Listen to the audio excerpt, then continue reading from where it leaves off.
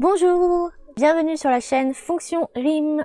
Pour la toute première vidéo, nous allons répondre à la question que se posent tous les amateurs de poésie, c'est-à-dire comment compter mes vers et donc mes syllabes lorsqu'il y a un E.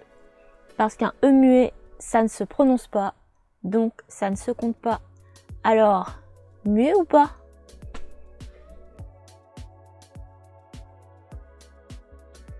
Tout d'abord, définissons ce qu'est un E muet. Il s'agit de tous les E qui suivent une consonne forte et qu'on ne prononce pas dans le langage courant.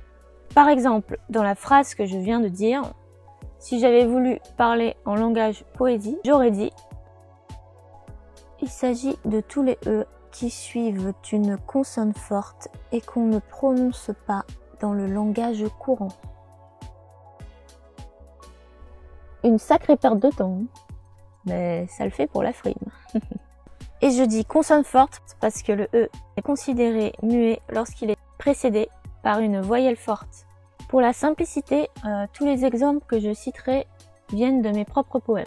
Exemple, j'écume mais je n'allie pas le vent. On ne dit pas n'allie.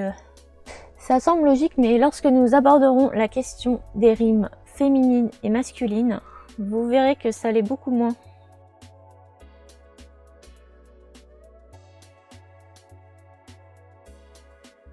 Ensuite, pourquoi est-ce important de compter les vers? Tout simplement pour donner du rythme à votre poème. Dans le début de la poésie comme de la chanson, les poètes accompagnaient leurs récits avec des instruments. Il était donc important d'établir des rythmes. C'est un autre sujet que nous aborderons également dans une autre vidéo. Bien, maintenant que l'on sait tout ça, voyons comment compter.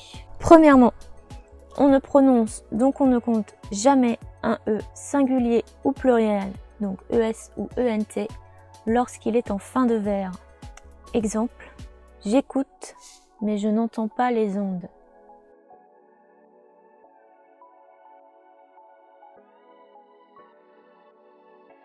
Deuxièmement, on ne prononce, donc on ne compte jamais un E singulier lorsqu'il est suivi d'une voyelle ou d'un H muet. Exemple, qui perdure dans l'usure et le temps. On fait la liaison entre usure et le et.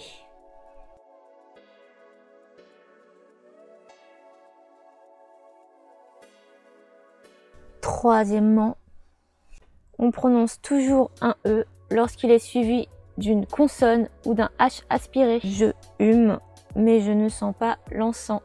Et non pas j'hume, comme écrivent certaines. Dis-moi.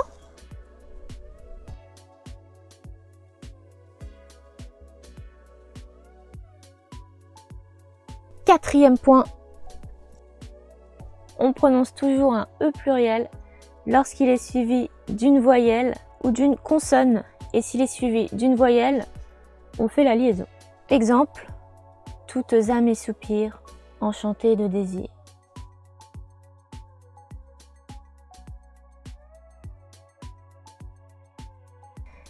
Cinquième et dernier point. Et si j'ai pas envie de suivre cette règle?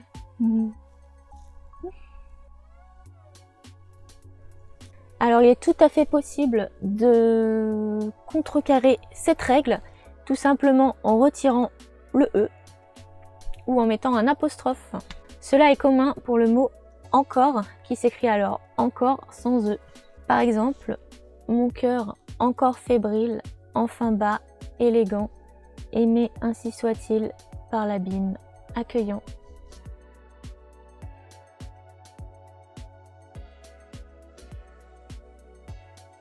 Et oui, il ne s'agit pas d'une faute d'orthographe.